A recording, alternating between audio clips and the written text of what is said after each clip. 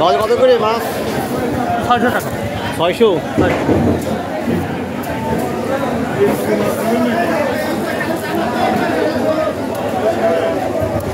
এর কত দাম? কত? 600।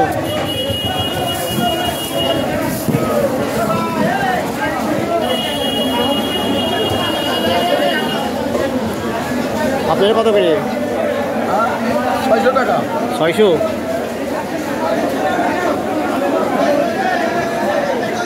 ইলিশ মাছ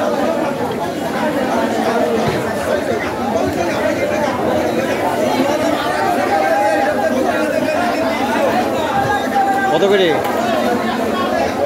460 টাকা। 460। দাম কম নাকি?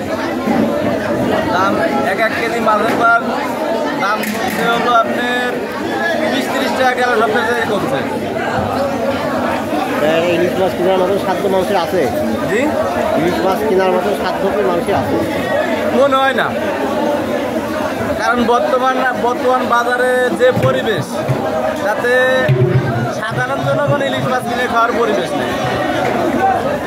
ওই একটা বইয়ের দেশে 500-600 টাকা পাচ্ছে, বাজারে এসে চাল কিনতে, কাঁচা বাজার কিনতে, ওতেই সে হাটে এসে কয় এক কেজি তেলাপিয়া মাছ কিনে দেয় 120 টাকা নেবে না।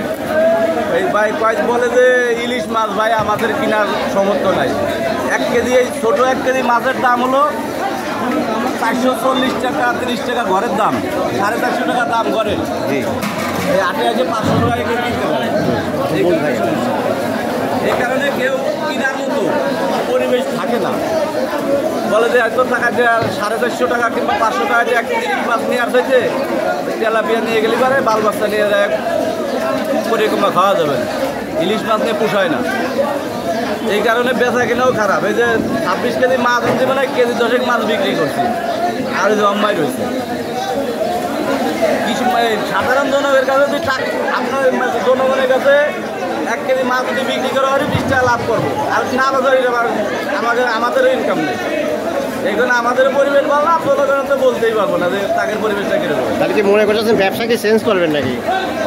এখন শিখছি এই ব্যবসাটা, এখন যেটা চেঞ্জ করার কোনো পরিবেশ নাই। কত বছর ধরে করছেন ব্যবসা? আমি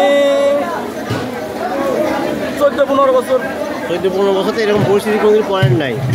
এই 2-3 বছরে যে এরকমের পড়ছি, এই রকমের পরিবেশে পড়ি নাই।